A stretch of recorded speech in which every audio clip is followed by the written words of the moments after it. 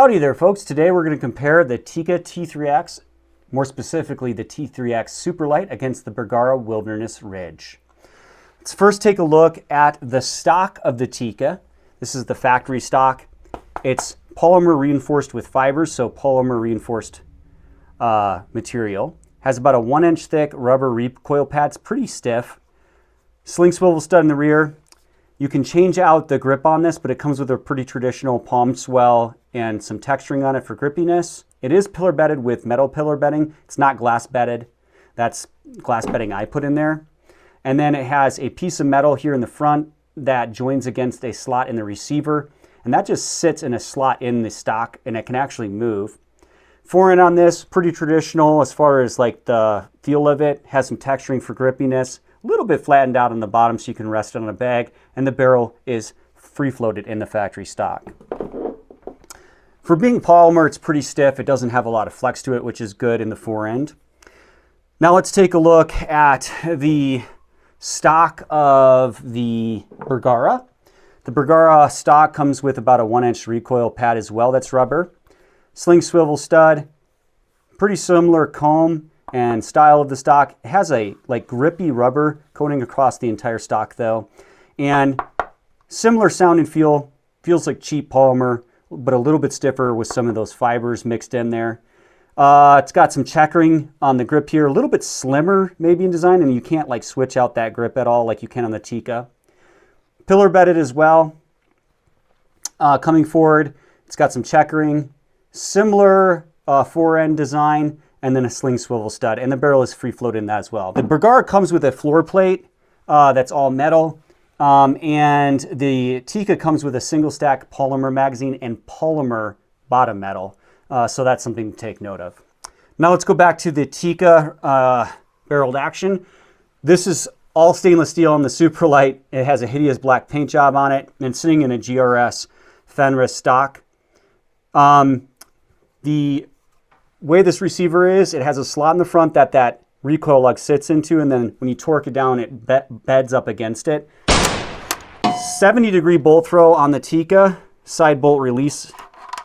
Really nice polished bolt body, interchangeable bolt handle, coned bolt head with 2 locking lugs, plunge rejector, Sako-style extractor. And this thing rides like a dream. Oh my goodness. A little bit sloppy, but super smooth. 2-position safety. When unsafe, it locks the bolt in place. Off. Obviously, you can manipulate the bolt and fire it. It has a cocked indicator at the rear. Has a really nice Tikka trigger, adjustable down to about 2¼ pounds. It kind of depends on which one you get, but adjustable, and single stage breaks like glass. 22.4-inch long straight fluted stainless steel barrel. It is not fluted at the end. Something to take note of. All right, let's take a look at the Bergara barreled action. 90-degree bolt throw. Side bolt release, similar to the Tikka. 2 locking lugs, plunge ejector, and little mini claw extractor. It's got a cocked indicator at the rear. Rides super smooth in the receiver as well. In fact, maybe even feels a little tighter in tolerance, but yet very smooth. So maybe just a little bit better feeling, but that's going to kind of depend on which one you get. Sometimes I've noticed when you get a factory produced rifle like this, sometimes they can vary rifle to rifle. 2-position safety. When unsafe, it does not lock the bolt in place. Bergara trigger adjustable down to about 2-ish pounds, 2½ pounds. First stage trigger, breaks like glass. Not quite as crisp as clean, in my opinion, though, as the Tikka. Cerakoted receiver on this. Remington 700 footprint with a recoil lug bedded between the barrel and the receiver. So I actually prefer the bedding on this over the Tikka. I think it's a little bit less susceptible to shifting. Fully free-floated 24-inch barrel that's Cerakoted. Does come with a radial muzzle brake and is threaded 5/8 by 24. The Tikka comes in at a weight of 5.9 pounds. The Bergara comes in at 7.9 pounds. So take that into consideration. All right, now that we've gone over some of the basic specs, let's head to the range and see how these perform.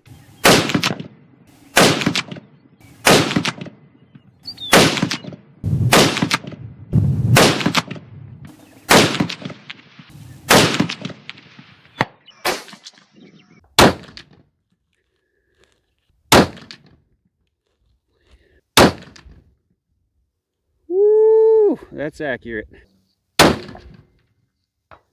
All right, now that we're back from the range, the Bergara fed, extracted, everything flawlessly. It works like a dream. Super, super good out of the box accuracy with the small sampling and factory ammunition, easily capable of sub-MOA. Stock doesn't feel that great, but that's kind of where they skipped out on spending money. Overall, great, fantastic rifle. Tikka feels a little bit lighter in the hand with the original stock configuration. Also shoots like a dream.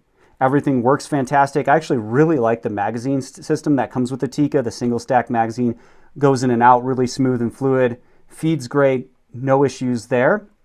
For being a lighter rifle, it also shot extremely accurate with factory ammunition. One thing to note is that the Tikka is not available in 300 PRC like the Bergara. This is a 300 PRC Bergara.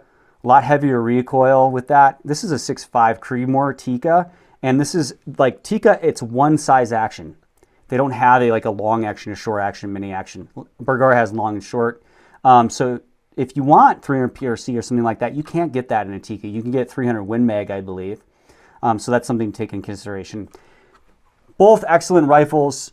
I don't really prefer one stock over the other. I do prefer the bedding system and the Cerakote and the fact that it comes with a muzzle brake on the Bergara over the Tikka, but I prefer the straight fluted bolt and the trigger on the Tikka more than the Bergara.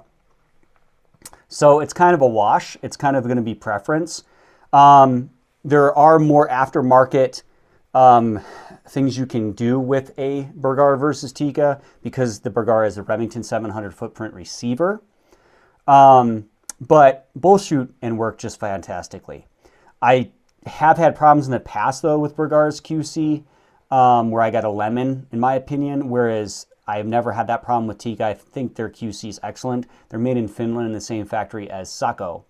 So in closing, I would pick the Bergara Wilderness Ridge if I'm going on a moderate hunt where I'm not hiking extremely long distances where I'm going to be packing it super, super far.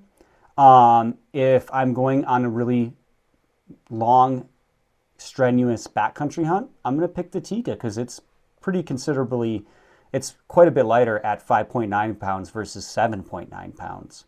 Hope you enjoyed this comparison of the Tikka T3x Superlight versus the Bergara Wilderness Ridge. Thanks for watching Bullets for Bucks. Check out this next video and subscribe.